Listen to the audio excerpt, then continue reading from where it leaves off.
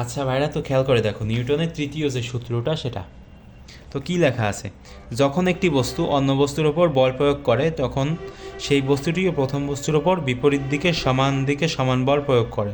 তো একবারে সহজ সূত্র। তো এইগুলো সম্পর্কে মানে এগুলো নিয়ে যে ম্যাথমেটিক্যাল যে বিষয়গুলো আছে সেগুলো নিয়ে আমরা আজকে আলোচনা করব। তো দেখো এখানে এগুলো বাদ দেয়, এগুলো তোমাদের তেমন দরকার নাই, বা তোমরা চাইলে এগুলো দেখতে পারো, সমস্যা নেই।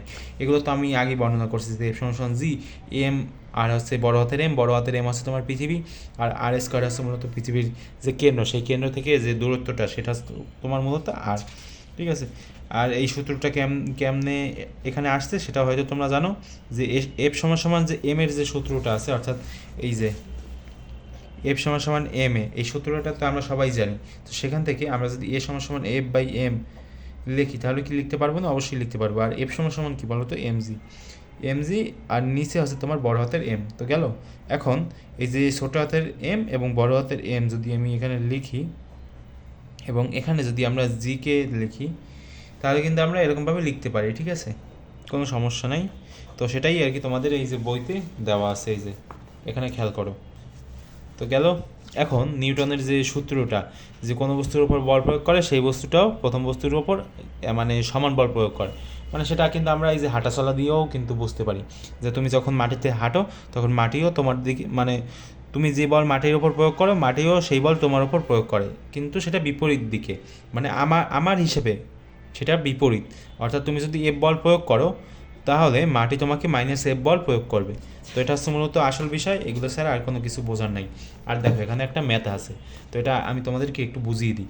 ধরা যাক তুমি সম্পূর্ণ ঘর্ষণহীন একটি সমতলে দাঁড়িয়ে আছো, তোমার ওজন হচ্ছে 50 কেজি, এবং তোমার সামনে একটা 100 কেজি ভরের পাথর, ঠিক আছে। তুমি ঠিক করলে তুমি পাথরটাকে 50 নিউটন বল দিয়ে ধাক্কা দিয়ে এক মাথা থেকে অন্য মাথায় নিয়ে যাবে, ঠিক আছে। তো 10 সেকেন্ড পরে পাথরটার বেগ কত হবে? তো গেল। তো দেখো এখানে কি কি দেওয়া আছে সেটা একটু তোমরা খেয়াল করো। একটা সাদা একটা পৃষ্ঠা নেই, ওকে, এখানে অনেকগুলো দাগানো পৃষ্ঠা। তো দেখো এখানে মূলত কি দেওয়া আছে, পাথরটার ওজন, বা সরি পাথরটার ভর আছে তোমার 100 কেজি। তো গেল 100 কেজি, সেটা আমরা লিখলাম। এরপরে কি দেওয়া আছে পাথরের এখানে, যেটা দেওয়া আছে সেটা হচ্ছে যে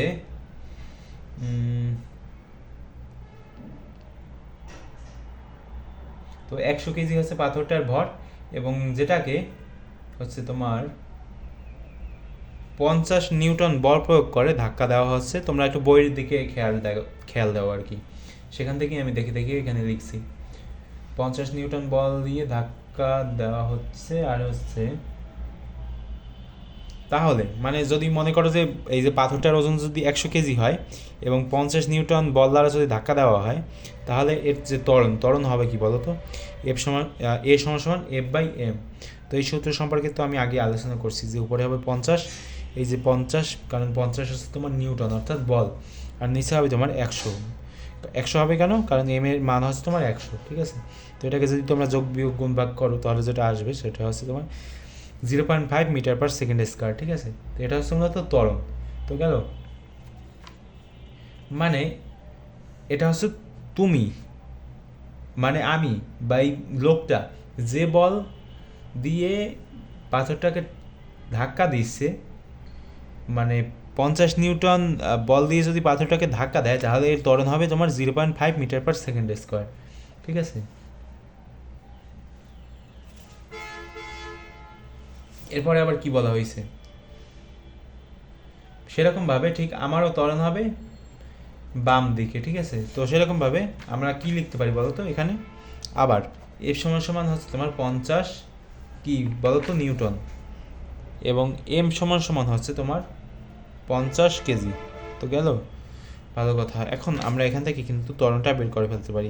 এ সমান সমান এফ বাই এম, এখানে হচ্ছে তোমার 50, নিচে 50, কারণ হচ্ছে তোমার কি বলো তো, এই যে দেখো এফ এর মান হচ্ছে তোমার 50 নিউটন, এম এর মান হচ্ছে 50 কেজি। তো এখন এটাকে যদি যোগ বিয়োগ গুণ ভাগ করি তাহলে যেটা আসবে সেটা হচ্ছে 1 মিটার/সেকেন্ড স্কয়ার, ঠিক আছে। তো এগুলো আর কি একবারই সহজ।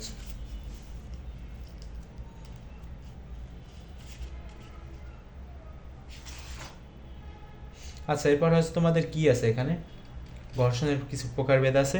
তো সেখানে আর কি ঘর্ষণ নিয়ে আর কি তোমার আলোচনা করা হয়েছে যে এখানে অনেক ধরনের ঘর্ষণ আছে, এগুলো বাংলা লেখাপড়া, এগুলো তোমরা টেস্ট পেপার সলভ করবে, এরপর তোমরা এমসিকিউ পড়বে, তাহলে হয়ে যাবে, ঠিক আছে। তো স্থিতি ঘর্ষণ আছে, গতি ঘর্ষণ আছে, এগুলো একটু তোমরা তোমরা তোমাদের যে সংখ্যাগুলো আছে না, ওই যে তোমাদের যে টেস্ট পেপারে এই মেডিজিতে, সেগুলো তোমরা পড়াশোনা করবা, ঠিক আছে।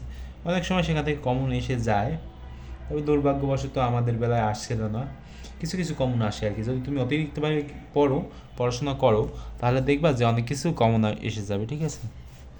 আবার অনেক সময় দেখবা যে কমন আসবে না, তখন আর কি খারাপ লাগবে। তো যাই হোক, তোমরা কমেন্ট করে জানিও যে তোমরা কোথা থেকে বোঝো না এবং কোথা থেকে তোমাদের সমস্যা হয়, ঠিক আছে। তাহলে কিন্তু আমি আরও কিছু ভিডিও বানানোর জন্য প্রস্তুতি নেব, যেখানে আরও বিস্তারিতভাবে তোমাদেরকে বুঝিয়ে দেবো, ঠিক আছে। ওকে।